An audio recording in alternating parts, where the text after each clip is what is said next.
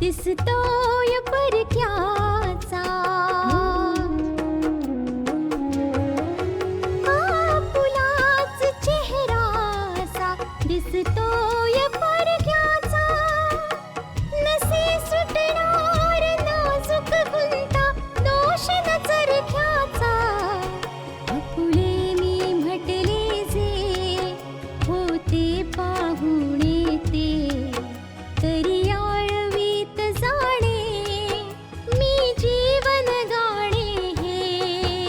रेखा ही भाग्याची, रेखा ही भाग्याची, रेखा ही भाग्याची, रेखा ही भाग्याची. आत्तापर्यंत आपण पाहिलं गोविंद सक्सेनाला जाऊन भेटतो आणि आपला स्वतःचा सगळा प्लॅन सांगतो आणि सक्सेनाला कोर्टात जायचं नाही असं सांगतो, कारण की विजयच्या सुटकेबरोबरच गोविंदला अटक होऊ शकते. रिद्धिमा या गोष्टीमुळे उदास झाली आहे की आज कोर्टात विजयची तर सुटका होईल, पण गोविंदला देखील अटक केली जाईल. आशिष नानांना सांगतो की गोविंद सक्सेनाला जाऊन भेटला होता, पण सक्सेना कुठे दुसरीकडेच निघून गेला. कोर्टात केस उभी राहते आणि विजयला 15 दिवसांसाठी जेलमध्ये पाठवलं जातं. आता पुढे तो बरोबर बोलतेस रिद्धिमा.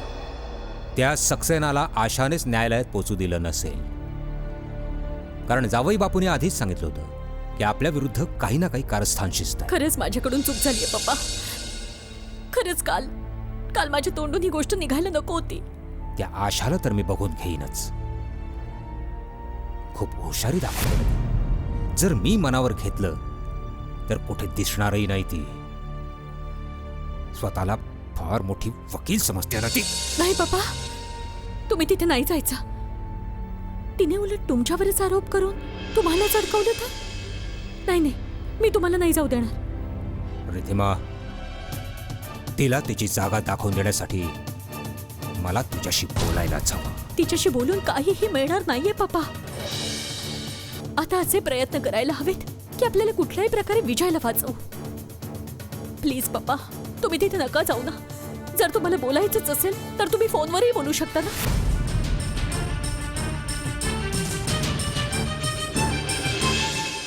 शेवटी तीच गोष्ट खरी ठरली जी आशाने सांगितली होती. तिने अगदी बरोबर सांगितलं होतं की असं होऊच शकत नाही की विजयला वाचवण्यासाठी गोविंद स्वतःला कायद्याच्या हवाली करेल. पण गोष्ट तर ही समोर आलीये की सक्सेना आशाचा माणूस आहे. गायत्री, हे सिद्ध झालेलं नाहीये आणि सिद्ध झालं असं म्हणणारा कोणी दुसरा नाही, स्वतः गोविंद आहे. आशा सक्सेनाला भेटायला तिथे नक्कीच गेली होती, पण हे सगळं त्या गोविंदच्या सांगण्यावरून झालं.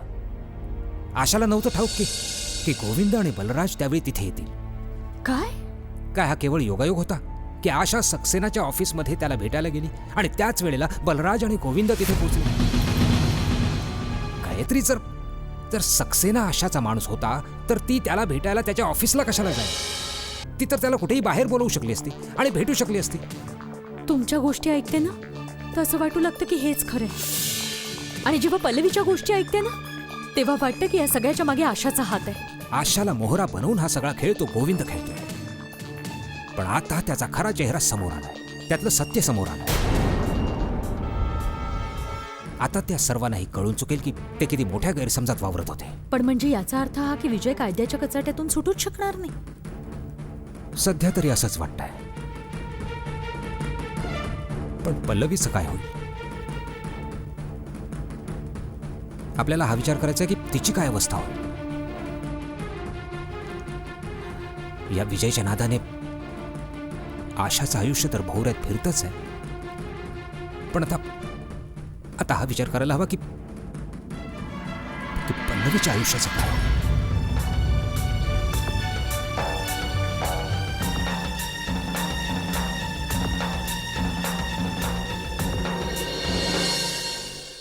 सक्सेनाच्या न येण्यानं तुझ्या ज्या समस्या वाढलेल्या आहेत ना मला कळू शकतात, पण आपण काही करूही शकत नाही. नाना, आता काळजी करत बसण्यात काय फायदा आहे सांगा. हे बघा, कोणाला माहिती नव्हतं, पण आपल्याला तर माहिती होतं ना की कोर्टात सक्सेना आज येणार नाहीयेत. तुझं म्हणणं बरोबर आहे, पण ही गोष्ट त्या लोकांना कशी समजवायची? त्यांच्या नजरेत तर अजूनही या सगळ्याला आशाच जबाबदार आहे. तो गोविंद तर स्वतःला सर्वात अधिक निष्ठावान समजतोय. हे नाही ठाऊक आहे त्यांना की तोच त्यांची मुळं कापून टाकतो.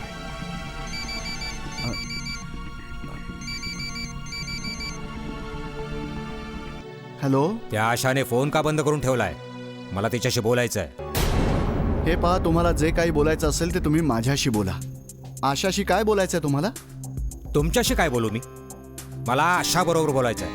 आणि फक्त एवढंच सांगायचं आहे की आज नंतर हे ऐकायला येता कामा नये की ती निर्दोष आहे आणि ही सगळी कारस्थानं आशाची नाही आहेत. हे काय बरळताय तुम्ही आता? ती बरळत नाही आहे, सत्य आहे हे.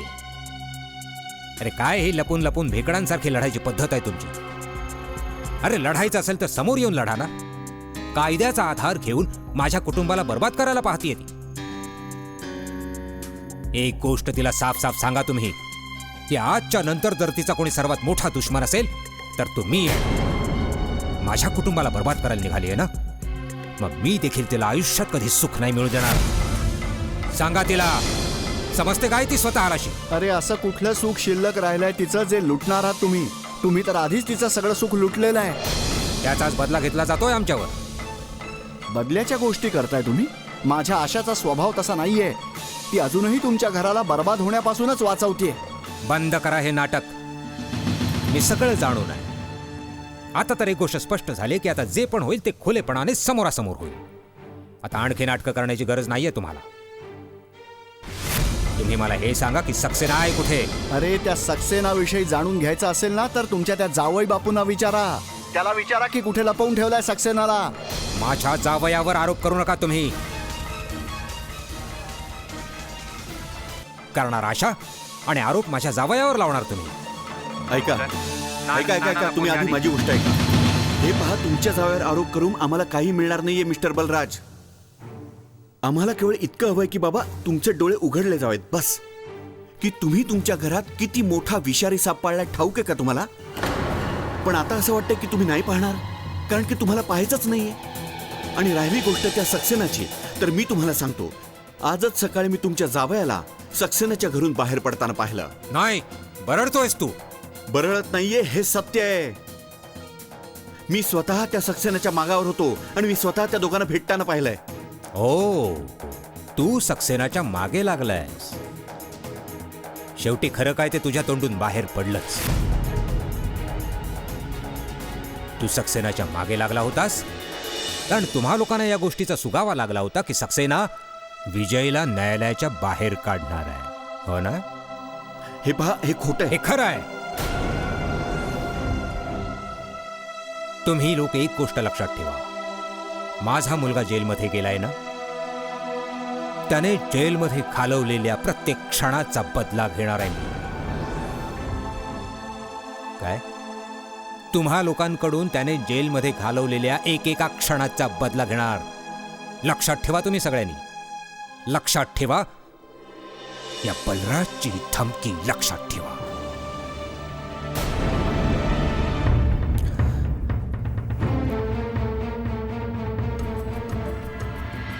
काय म्हणत होते पप्पा? नाना, तुम्ही म्हणता ना, विनाशकाले विपरीत बुद्धी. बस हेच खरं आहे. या बलराज अरोराला समजावणं फारच मुश्किल आहे. विजयच्या जेलमध्ये जाण्याचा जिम्मेदार तो आपल्यालाच समजतोय.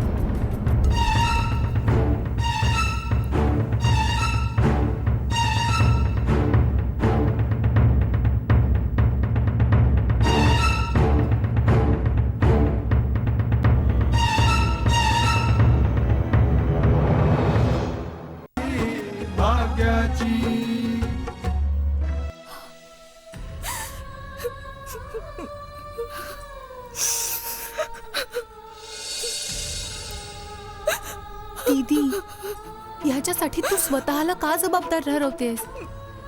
जर न्यायालयाने विजयला जामीन दिला नाही तर त्यात तुझी काय चूक आहे? कोणी मला काहीच बोलत नाहीये याचा अर्थ हा नाहीये की माझी चूक नाहीये. विजयने माझ्यावर किती भरोसा ठेवला होता की मी त्याला नक्कीच वाचवेन, पण मी कोणताच मार्ग काढू शकले नाही. दीदी, ही गोष्ट तर आता समजून घ्यायला हवी की ती व्हिडिओ टेप कोर्टासाठी एक मोठा पुरावा आहे. आणि कोणास ठाऊक त्या व्हिडिओच्या आधारामुळेच विजयला शिक्षा होईल. मी असं कधीही नाही होऊ देणार, समजलीस तू? दीदी, तू तर हे आधी देखील म्हणत होतीस की तू विजयला जेलमध्ये नाही जाऊ देणार. पण कायद्याच्या पुढे आणि कोर्टाच्या पुढे तुझं काहीही चाललं नाही. कृतिका, पप्पा बोलवत आहेत. हो मम्मा.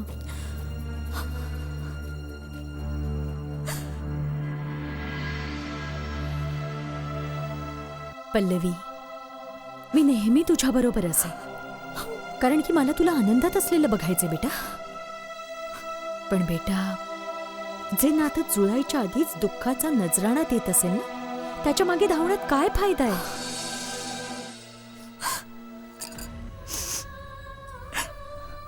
ओके मावशी, मी विचार केला होता की यावेळेस वटपौर्णिमेचा व्रत मी विजयसाठी ठेवेन.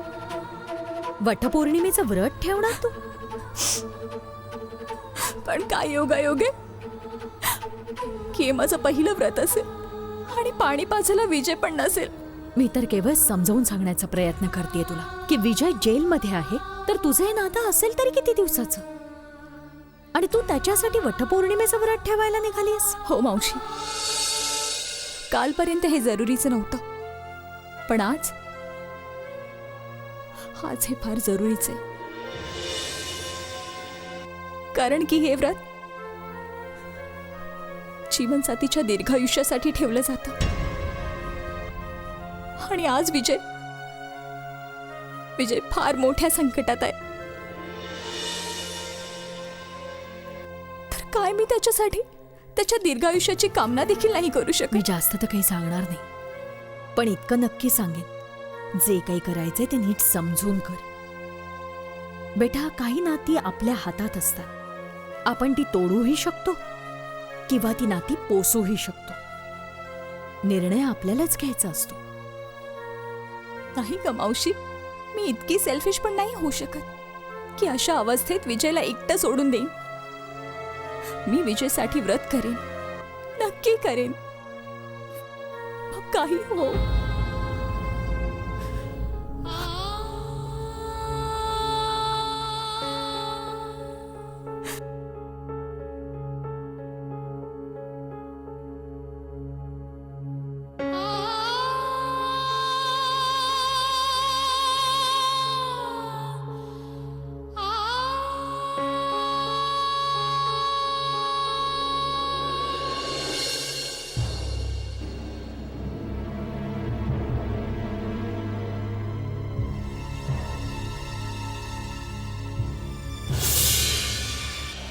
हे जावई बापू ठाऊक नाही कुठे गेलेत, अजूनपर्यंत आले नाहीत. फोन पण बंद आहे त्यांचा. बेचारे जावई बापू काय करणार? ते तर इतके शरमले होते की कोर्टाच्या बाहेर आपल्याला भेटल्याशिवायच निघून गेले. जावई बापू, कुठे होता तुम्ही? पप्पा, आज कोर्टामध्ये जे काही पण घडलं त्याची मला जराही पूर्वकल्पना नव्हती. ते सगळं काही पाहिल्यानंतर माझं सुख, माझं भान सर्व काही हरवून गेलं. मी निश्चय केला की मी सक्सेनाला शोधून आणेन आणि जेव्हा तो माझ्या हाती लागेल मी त्याला खेचत तुमच्यापाशी घेऊन येईन. तर मग काय अजूनही सक्सेनाचा काहीच पत्ता लागला नाही? नाही मम्मी, त्याचा काही पत्ता नाही लागलाय. अहो, त्याचे घरचे पण ह्याच गोष्टीमुळे काळजीत आहेत. ठाऊक नाही कुठे गायब झालाय तो. मी सकाळपासून उपाशी तपाशी त्याला शोधायचा प्रयत्न करतोय, पण त्याचा कुठेही पत्ता लागला नाही. मी माझ्या माणसानं त्याच्या मागे लावलंय. लवकरच त्याचा पत्ता लागेल आणि मग मी त्याला तुमच्या समोर विचारणार की तो अखेर कोर्टात का नाही पोहोचला. माहित आहे जावई बापू, आशिष काय म्हणत होता? तो असं म्हणत होता की सकाळी त्याने तुम्हाला सक्सेनाच्या सोबत पाहिलं होतं. काय हे हे तुम्ही काय म्हणताय पप्पा? अहो तो आशिष खोटं बोलतोय. मी जर सक्सेनाला भेटलोच नाही तर कोणी मला कसं पाहू शकतं? एक मिनिट पप्पा. प्रश्न हा निर्माण होतो की आशिष सक्सेनाच्या ऑफिसजवळ काय करत होता? अरे हाच प्रश्न तर मी त्याला विचारला, पण त्याच्यापाशी उत्तर नव्हतं. जावई बापू, मला माझा मुलगा परत हवाय. तुम्ही काहीही करून माझ्या मुलाला परत आणा हो. मम्मा, विजय परत येईल. अहो मी स्वतः हा प्रण केलाय. मी त्याला परत आणूनच राहीन. जोपर्यंत मी विजयाला कोर्टातून नाही सोडून आणत मी शांत नाही बसणार पप्पा. तुम्ही अजिबात काळजी करू नका. सक्सेनाचा शोध मी लवकरच लावेन. जावई बापू, कदाचित असं तर नाही की सक्सेनाला किडनॅप केलं गेलं असेल? हो पप्पा, मला देखील याच गोष्टीची भीती वाटते. मग तर आपल्याला पोलीसमध्ये कंप्लेंट करायला हवी. पोलीस त्याला शोधून काढतील. पप्पा, सक्सेनाच्या किडनॅपचा रिपोर्ट आपण कोणत्या आधारावर करू शकतो? अहो हे काम तर त्याच्या घरच्यांचंच आहे. मी त्याच्या घरच्या लोकांशी बोललोय. जर आजच्या दिवसात सक्सेना नाही सापडला तर ते पोलिसात कंप्लेंट नक्की करतील. मी माझ्या माणसांना सक्सेनाचा शोध घ्यायच्या कामावर लावलंय. आता पाहूया की ते सक्सेनाचा पत्ता कधीपर्यंत शोधून आणतायत ते.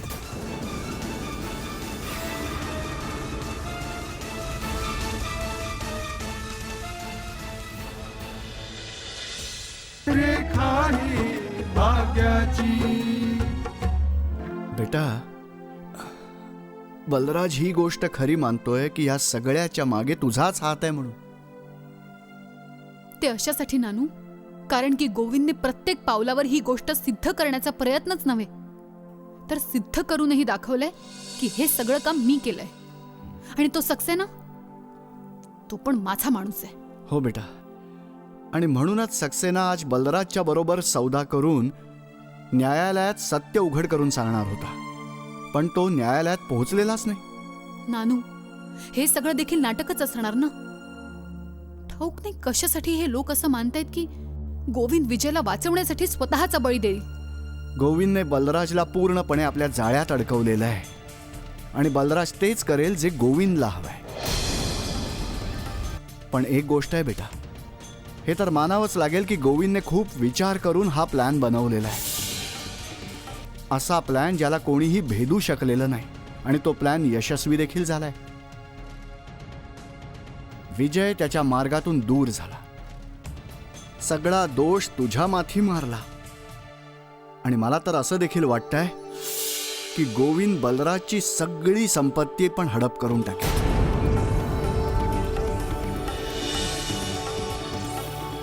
हो नानू, हा तर मी विचारच केला नाही. तुम्ही अगदी बरोबर बोलताय. गोविंदची नजर नक्कीच त्या लोकांच्या संपत्तीवर आहे आणि तो ती संपत्ती बळकवण्यासाठी तर हे करतोय. हो बेटा, ही गोष्ट तर बलराजला कळायला हवी. पण ठाऊक नाही त्याची बुद्धी अशी का भ्रष्ट झाली. असंच होतं नानू. कालपर्यंत मी रोहितला न्याय मिळवून देण्यासाठी लढत होते, विजयला न्याय मिळवून देण्यासाठी लढत होते. पण आज माझ्यावर केले गेलेले आरोप फोडून टाकायला लढते. आणि हे आरोप केवळ आरोप नाही, हा कलंक आहे. हा कलंक तेव्हाच पुसला जाईल जेव्हा गोविंदचा खरा चेहरा लोकांच्या समोर येईल.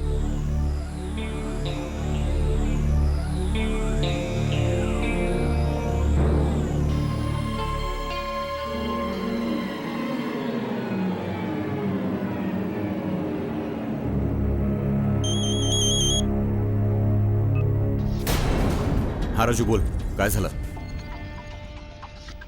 हा, तू स्वतः पाहिलंस? राजू, मला अशी अर्धवट इन्फॉर्मेशन नकोय. मला सगळी इन्फॉर्मेशन हवी आहे, सगळी. हो राजू, माझं डोकं फिरू नकोस. अरे ही गोष्ट मला पण ठाऊक आहे की त्याला किडनॅप केलं गेलंय. तू स्वतः पाहिलंस तुझ्या डोळ्यांनी? कुठे? हा,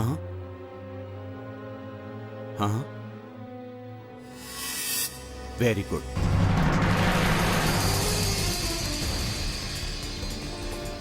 समजलो. हो समजलो मी. ज्या लोकांनी त्याला किडनॅप केलंय का तू त्या लोकांना ओळखतोस? चल ठीक आहे, तू एक काम कर, लवकर ॲड्रेस SMS कर. हो चल ओके. पप्पा, सक्सेनाला खरंच किडनॅप केलंय. तो सकाळी त्याच्या घरून निघाला होता त्याच वेळेस काही लोकांनी त्याला किडनॅप केलं. ओ, जर न्यायालयात न पोहोचण्यासाठी त्याला किडनॅप केलं गेलं होतं तर आतापर्यंत त्याला सोडून द्यायला हवं होतं. सक्सेना अजूनपर्यंत किडनॅपर्सच्या कैदेत आहे पप्पा.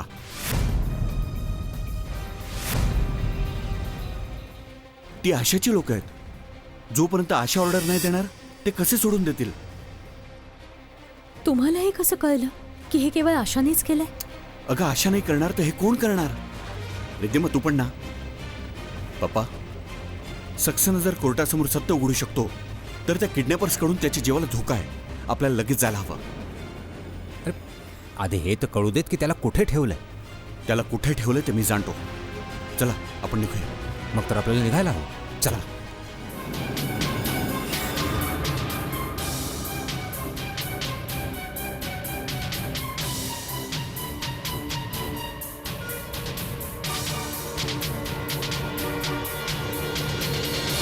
रेखा ही भाग्याची.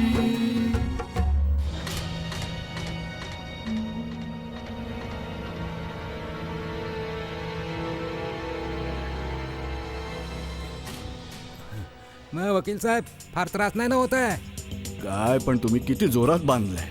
अहो वाटायला तर हवं, तुम्हाला किडनॅप केलंय म्हणून तुम्हाला बांधून ठेवलंय. ठाऊक नाही हे गोविंद साहेब कधी येणार आहेत. काळजी कशाला करताय? बस येतील की आता. आणि हो, हे हसणं बंद करा आणि ऍक्टिंग सुरू करा. हं. हं. मला सोडून द्या. मला वाचवा वाचवा वाचवा. मला सोडून द्या, मला वाचवा. ओव्हर ऍक्टिंग नका कर.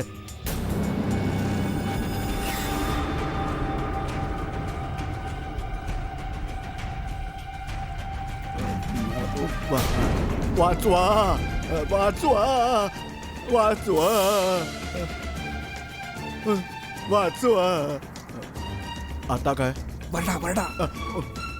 वाचवा वाचवा वाचवा वाचवा.